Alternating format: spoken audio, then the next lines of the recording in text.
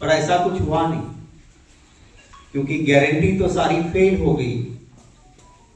कभी कभी होती है ना, कोई फर्जी कंपनियां माल बेचती है और गारंटी तो देती है, पर धीरे से लिखा होता है TNC applies, terms and condition applies, और टर्म्स एंड कंडीशन देखो तो उसमें कुछ मिलता ही नहीं है। ऐसा ही मोदी गारंटी का हुआ। आप सभी को याद होगा, चुनाव के वक्त कहा था काला धन वापिस आएगा मित्रों, यूं ही सबके अकाउंट में 15-15 लाख आ जाएंगे। आज 10 साल खत्म होने के बाद काले धन का कोई हिसाब किताब राष्ट्रपति जी के अभिभाषण में नहीं था, जो कि 10 साल के बाद देना चाहिए था कि भाई 15 लाख नहीं तो 5 लाख 2 लाख क्या वापस दिया आपने। कभी ये भी कहा था कि सरकारी कर्मचारी और जो जेन्युइन टैक्स पेयर है, सैलरी वाले, वो काला धन वापस आएगा, उनमें से मैं इनको इनाम दूं के तौर पे वो पैसे दूंगा। वीडियोस आपके पास होगी, अगर कुछ कैमरे की आंखें वो ढूंढ के निकालेगी तो पता चलेगा। दूसरा एक वायदा था, वो वादा था हर साल 2 करोड़ नौकरियां खोल दूंगा। आज के अभिभाषण में राष्ट्रपति जी के स्वीकार किया है सरकार ने कि 2 करोड़ भूल जाओ, ये 10 साल में 20 करोड़ भूल जाओ।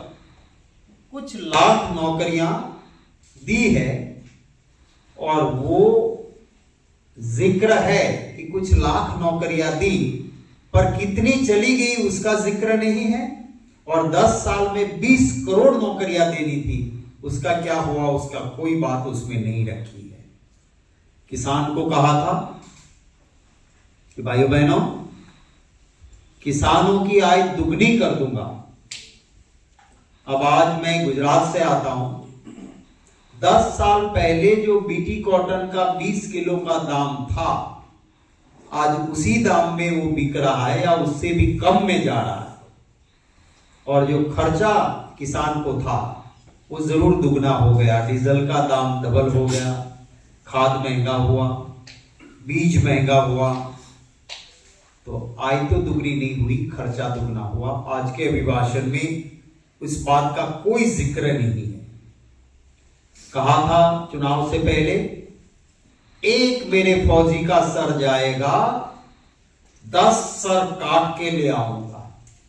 आपको याद होगा, आज के अभिभाषण में कहीं जिक्र नहीं है कि चाइना ने बिहार रेजिमेंट के 20 जवानों को शहीद कर दिया, एक लफ्ज नहीं।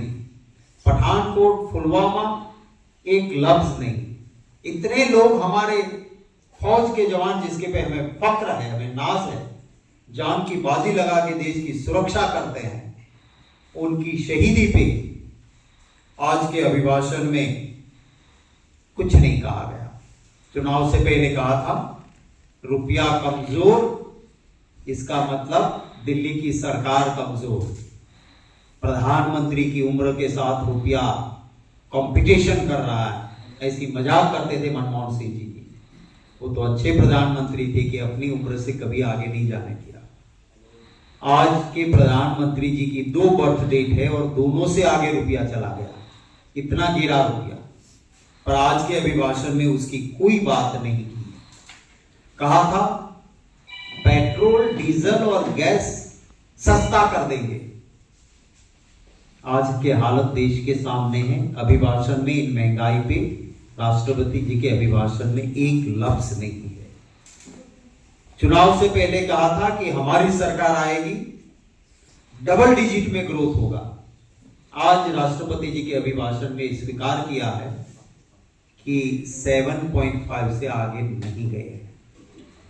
तो ये अभिभाषण में ये भी कहा है, एयरलाइंस के बारे में जिक्र है, पर आजादी के बाद बनी बनाई एयर इंडिया को बेच डाला, उसका जिक्र नहीं है।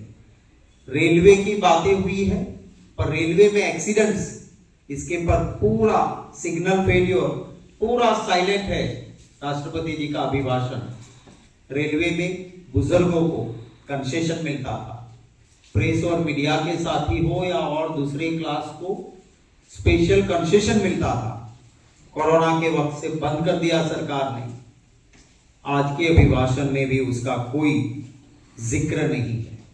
कृषि एक्सपोर्ट की बात की है, पर नीति कैसी है? किसान के घर में जब एग्रीकल्चर प्रोडक्ट आती है तो ये सरकार उल्टी रीत चलाती है। एक्सपोर्ट बंद, निकास बंदी, माने किसान बर्बाद। किसान घर में माल नहीं रख सकता है। जब मुनाफा खाने वाले लोगों के पास आता है तब ये सरकार नीति बदलती है, एक्सपोर्ट होता है, लोगों को महंगाई की मार और किसान का कोई फायदा नहीं।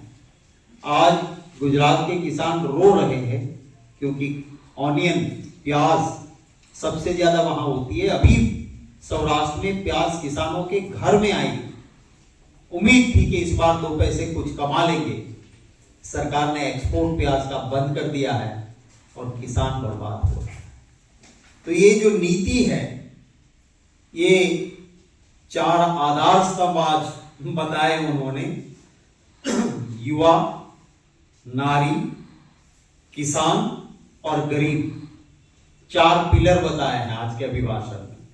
अब ये चारों को सबसे ज्यादा परेशानी है। बेरोजगारी सबसे ज्यादा, युवा परेशान, मणिपुर में महिलाओं पे अत्याचार, आदिवासी बेटी पे अत्याचार,